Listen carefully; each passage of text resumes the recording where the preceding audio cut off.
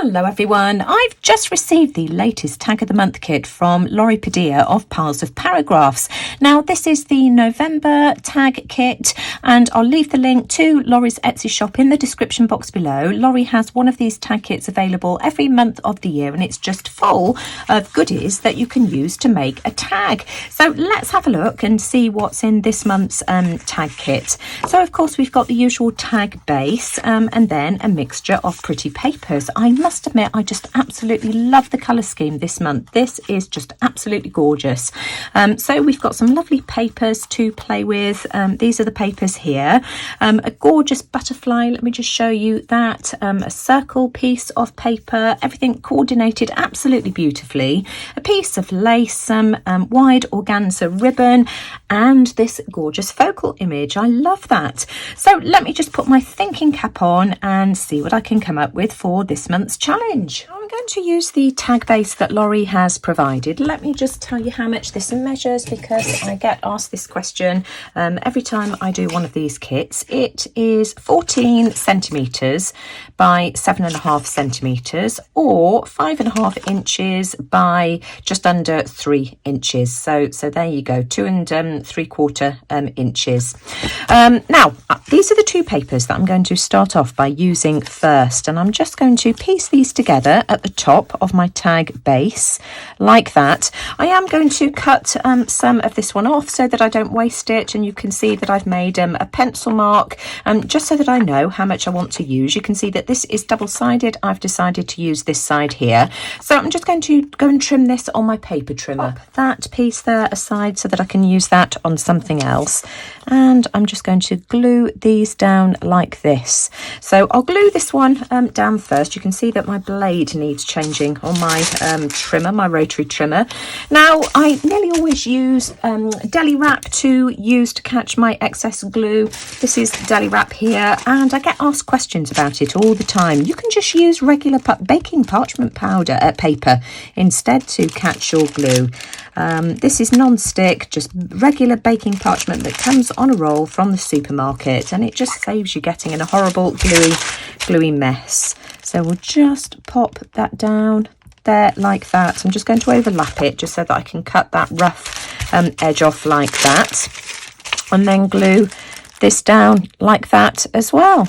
What I've got so far, I'm just going to cut off that slight overhang here, which will just neaten up the edge for me. There we go. Just get rid of that. And then what I want to do is just use this green part of the paper that Laurie sent in the kit. In fact, I'll have it that way around with the straight edge at the top. And do I want to ink around the edges? I think I do. I'm just going to use some Distress ink to do that, just on the very edge of the paper, just to make it look even more vintagey. And I've already applied my glue. I'm just going to stick that down just to disguise that join line there like that. So that's the first layer of my tag, already looking quite pretty. I want to add a piece of this green paper to the bottom of my tag like this because I just think that coordinates really well. I love the colours that you've chosen this month, Laurie. They all go absolutely beautifully together, and the easiest way to do this is just to apply the glue to the base of the tag this time like this, just making sure that I've got plenty around the edges like so. I like to use a lot of glue. This is the Scotch permanent glue stick. I find these really good. And so again, I'm just going to stick my paper down like this, and then I can just trim the excess away.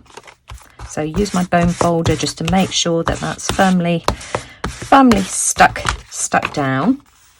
And then I want to stick the piece of yellow trim across the bottom just to hide this join here. And again, I'm just going to use some of the frayed burlap just to grunge it up a bit around the edges.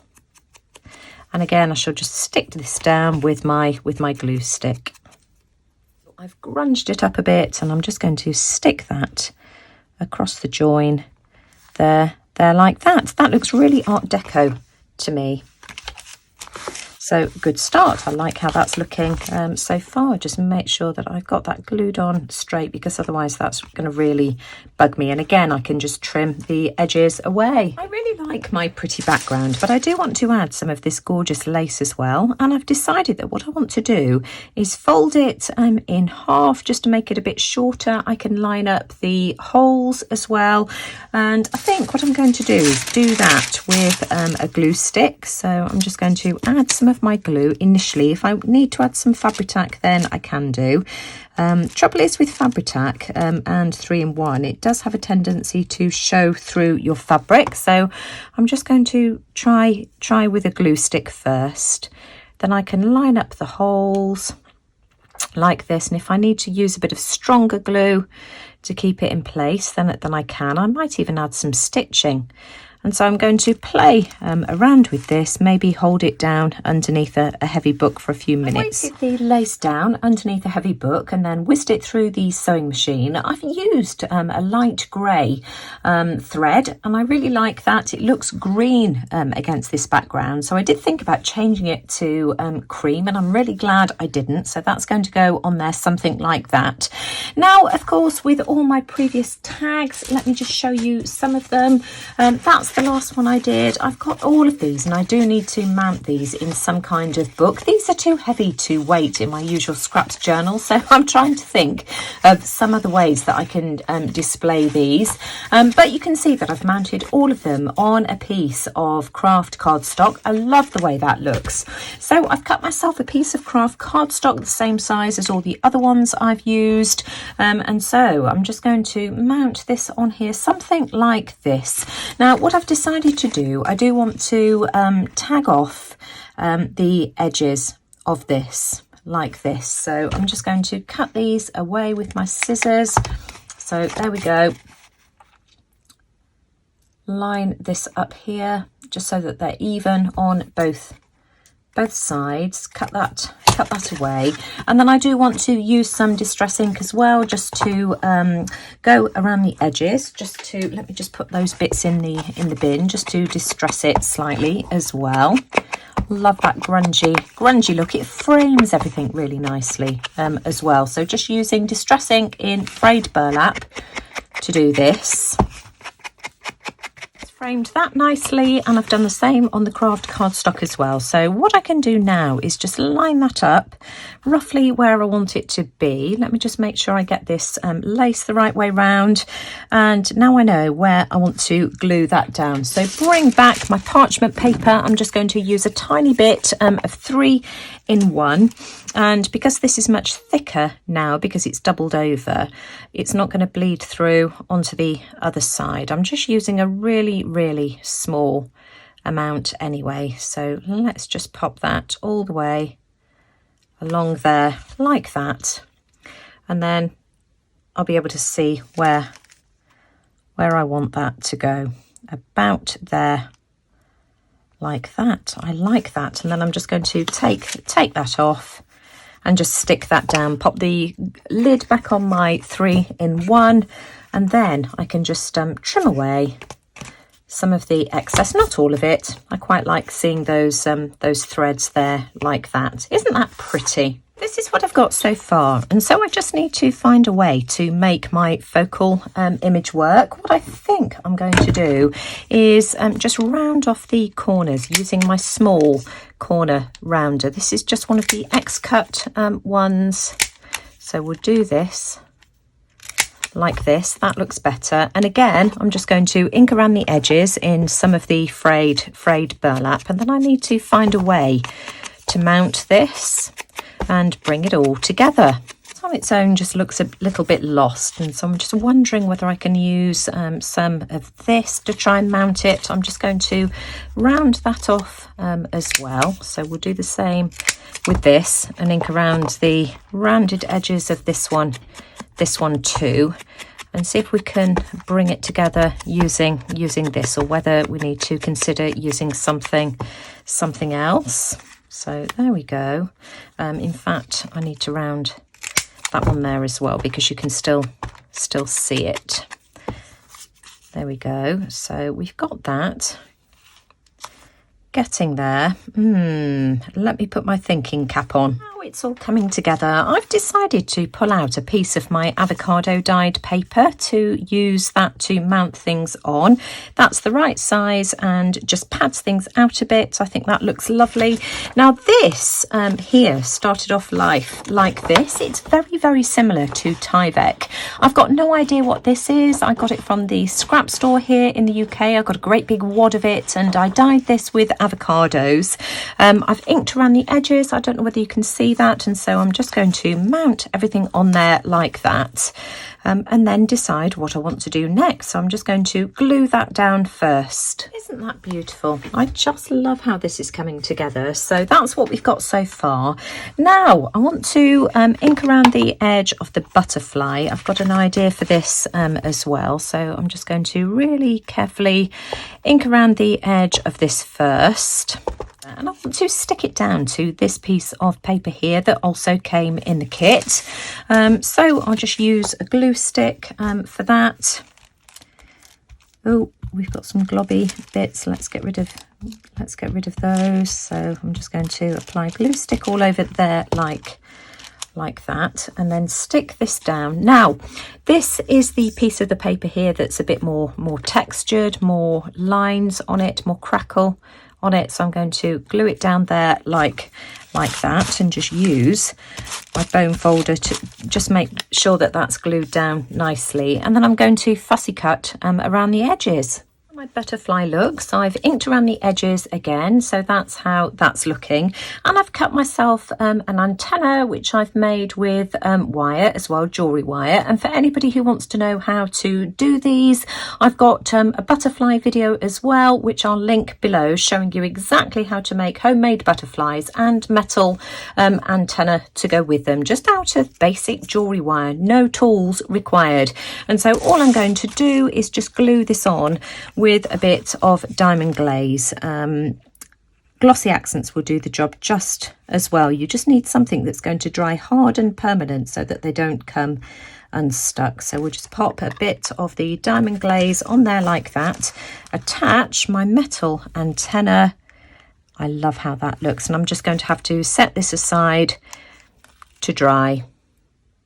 Now my butterfly isn't quite dry yet, but I just want to see how I want to place things. I want my focal image, something like that, and my butterfly is going to go down there, about there. So I'm just going to set that off to one side to continue drying.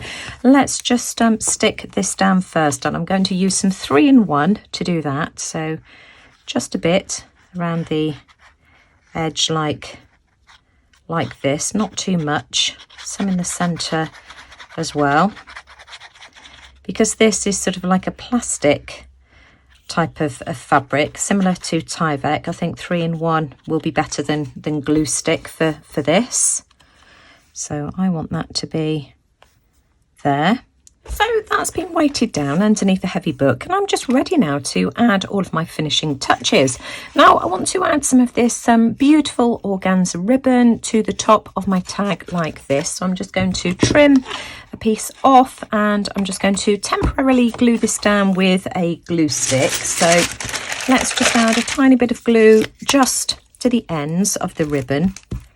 So there like that, and there like that, and then I'm just going to whiz this through the sewing machine again. So let me just, in fact, if I put that on that side like that, just trying to centralize this about there, and I'm just going to add a line with my sewing machine. So I've got my line of stitching. In fact, I've actually got two, because I did one here and then decided that I wanted it a bit higher up, and so that's going to glue on there like that. I've also got this circle that was included in the kit, and I've inked around the edges, including at the top again with some frayed burlap distress ink. I'm going to glue that on like that there, and then I just need to add my butterfly, so I'm just going to go off and glue those down. Now, as far as the butterfly is concerned, I'm just going to add a tiny bit just to the centre of the butterfly, because I want this to be slightly dimensional, not too much because I don't want it splurting out all around the edges. And I'm going to have that about there, like that. Isn't that gorgeous? I love that tag.